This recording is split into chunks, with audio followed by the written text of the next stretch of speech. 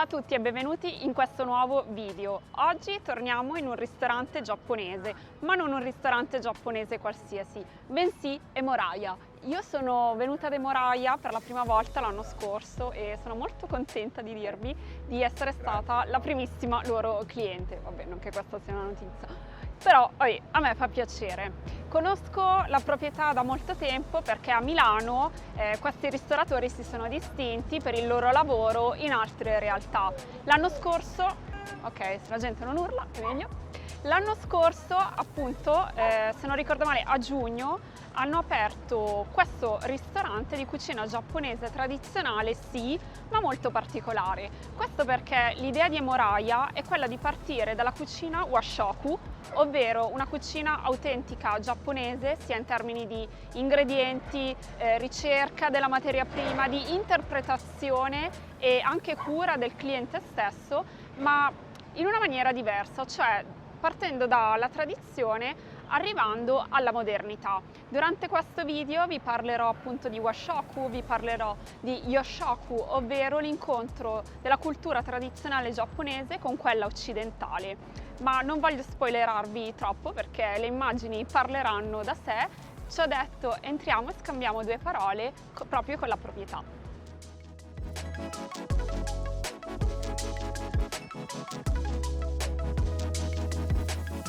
Eccoci qua, siamo entrate da Emoraya, sono qui col proprietario e lo chef con Takara-san che si occupa della gestione della sala. Volevo chiedere a entrambi un po' di spiegare la filosofia che sta dietro allo stile di cucina di Emoraya. La tipologia della nostra cucina è sicuramente base è cucina della nonna oppure cucina della mamma, però la qualità sempre abbiamo ricercato, tipo materiale prima, anche la ricetta. E quindi alla fine non sembra cucina della nonna mamma, e sembra nonna super raffinata. Noi sempre aggiungiamo nostra idea, oppure quello che vogliamo provare. Ci piacerebbe fare nascere una cosa nuova, no? Sì. Però sempre cucina seria, sempre cucinato per tante ore, poi preparato tante volte, abbiamo fatto la prova. Questa è la nostra tipologia. Tra l'altro, appunto, la cucina è sempre in evoluzione, anche quella giapponese, sebbene sia stata codificata come cucina washoku, quindi cucina ufficiale del Giappone. Questo vostro tentativo comunque di rinnovarla nella tradizione la si vede proprio anche nell'uso di una materia prima che è proprio giapponese, artigianale, e quindi anche nel rispetto dell'elaborazione della stessa. Lo chef so che è originario del sud del Giappone. Sì. Mia città era mangiano tanti pollo, volevo presentare tanti ricette di piatto di pollo. Qua il pollo karage è buonissimo. Sì, grazie. Lo consigliamo. Grazie. Sì, perché anche in Giappone come Italia sia nord sia sud ci sono culture un po' diverse, sempre parliamo lingua giapponese, però ci sono anche dialetti come Italia, anche sapore di sake sia nord sia sud, veramente diverso, come vino. Per esempio mi ricordo che 8 anni fa, quando siamo visti prima volta, sì, quando avevo detto zuppa di miso, mi ricordo che quando ho detto, come ho detto, e perché così dolce ho detto? Ah, sì. Perché era lo stile suo particolare. Sì, certo. Quindi sicuramente anche se zuppa di miso, anche se sapore di sushi, anche sapore di riso per sushi, nord o sud veramente cambia tanto. Anche se è sempre giapponese. Sì, come Italia. Come Italia. Sì, veramente. La cucina washoku non è soltanto ciò che riguarda il cibo, le stoviglie, il modo di presentazione, la stagionalità degli ingredienti, ma è anche il modo come viene cullato, trattato il cliente, e qua so che voi date proprio un'attenzione particolare proprio nel seguire il cliente durante tutto il servizio. Per quello che noi prendiamo prenotazione abbastanza preciso e non mi piace accettare stesso orario, 15 persone, 20 persone, così non possiamo comunicare bene, no? Servire bene vuol dire che sappiamo la nostra capacità, sappiamo il nostro limite, quindi saltiamo, poi spieghiamo la nostra tipologia, poi spieghiamo fuori menu, poi sentiamo cosa volete fare, decidiamo insieme a volte. Fantastico, un'ultimissima domanda, so che la sera fate anche un menù degustazione, sì, quindi oltre ai piatti singoli e alla carta che si possono ordinare, proponete anche un percorso, diciamo, con i piatti più significativi. Quindi al momento tipologia di menù degustazione al bancone fissato pesce crudo, no, non crudi solo, pesce e verdura, 8 portati, però magari tra poco cambieremo questa tipologia. E poi al tavolo possiamo servire menù degustazione 5 portati. Questi 5 portati sia verdura, sia pesce, sia carne e anche anguilla sempre incluso. Quindi per dire che per assaggiare facilmente la nostra particolarità di nostra cucina abbiamo creato questa menù degustazione 5 portati.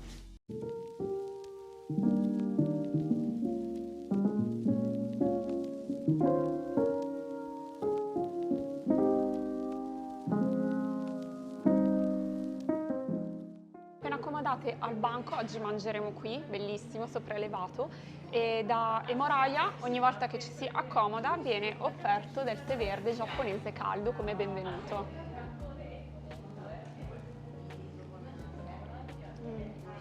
Molto gradito.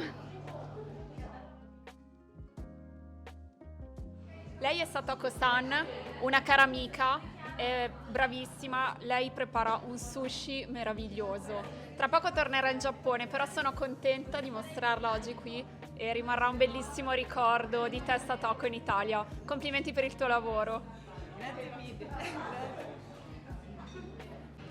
Una delle specialità di Emoraia, vabbè, sono tutte specialità qui, però diciamo che i dolci sono molto buoni. Guardate che cosa ho davanti a me. Ve le sveleremo, almeno una fettina la prendiamo a fine pasto, Virgi? Assolutamente, così facciamo venire l'acquolina.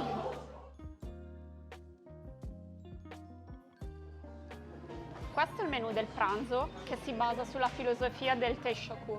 Teishoku in Giappone sarebbe il set, quindi abbiamo un piatto principale, che può essere una proteina, comunque un main course diciamo, con la zuppa di miso, il riso e poi gli tsukemano che sono i sottaceti.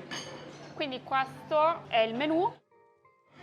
È arrivata l'insalata di patate giapponese, la potato sarada, a me piace tantissimo, super fresca, cremosa, io ovviamente qua l'ho già provata, altrimenti non ve l'avrei fatta vedere, sormontata da un uovo marinato in salsa di soia, quindi che ricorda un po' quello che trovate solitamente nel ramen giapponese.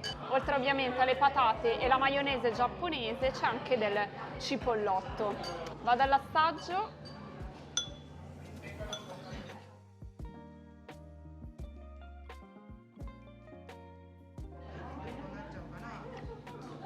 È impossibile che non piaccia.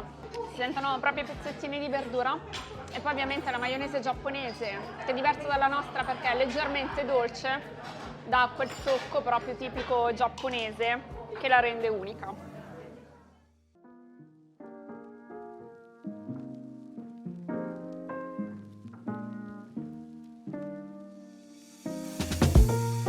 È arrivata la versione di Emoraia del curry rice, cioè il riso al curry giapponese.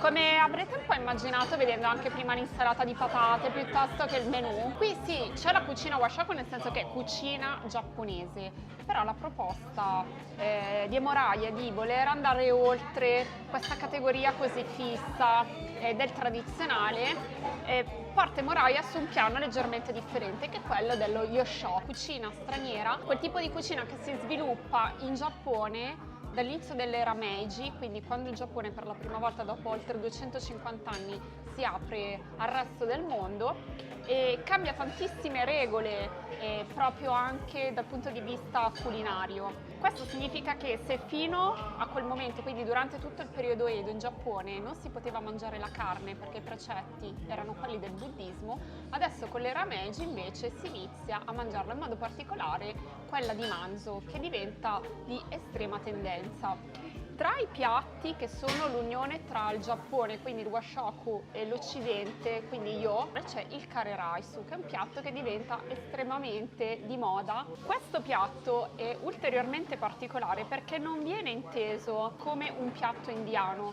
ma addirittura come un piatto inglese. E voi direte, ma com'è possibile? Il curry è arrivato in Inghilterra tramite l'India. Quando invece il curry è stato portato in Giappone non è stato portato dagli indiani, bensì bensì dagli inglesi. Il curry rice diventa un piatto a tutti gli effetti giapponese di derivazione non indiana, bensì inglese. Ma siccome Moraya vuole portare tutto questo a un livello superiore, vediamo delle influenze anche italiane, lo Yoshoku 2.0 praticamente.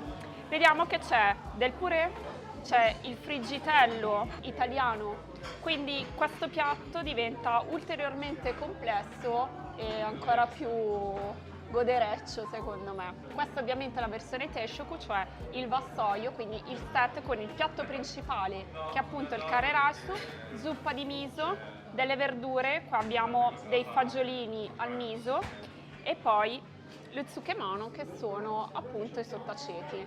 Io adesso vado all'assaggio perché c'è un profumino pazzesco. Mi raccomando di prendere una porzione un po' generosa di riso e curry, guardate il manzo sfilacciato, si vede all'interno. È pazzesco. Il riso giapponese presentato, proposto alla temperatura corretta, insieme al sughetto, che buono.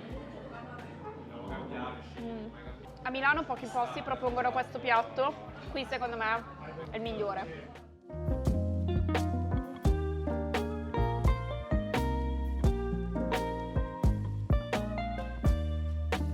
È arrivato il chicken namban, un piatto poco conosciuto secondo me in Italia perché lo propongono in pochissimi, yoshoku chiaramente, di estrazione di derivazione portoghese. Non dimentichiamoci che il fritto, così come la nostra amata tempura, derivano appunto dal Portogallo. Il chicken namban, un pollo pastellato fritto, qui servito con salsa tartara. Penso che queste immagini dicano tutto, il profumo è ottimo. Qua come verdura, oltre ai fagiolini con miso, ci sono anche zucchine, melanzane, peperone e poi il riso come accompagnamento.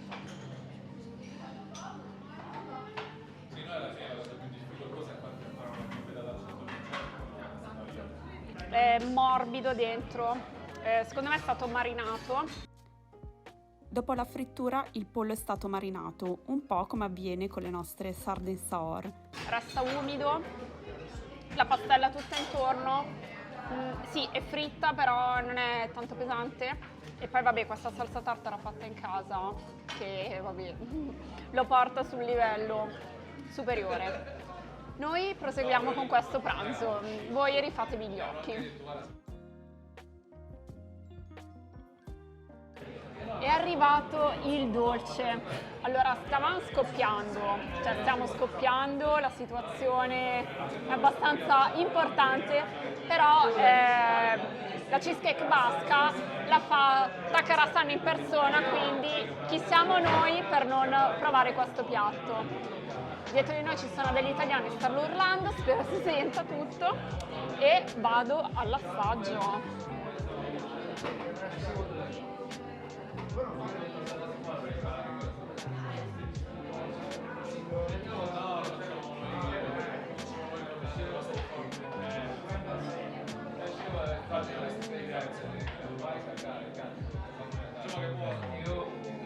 È buonissimo, si sente proprio il formaggio, cremosa, la parte della superficie è bruciata, però vedete è proprio un velo sottilissimo, una cheesecake basca incredibile, complimenti, è buonissima.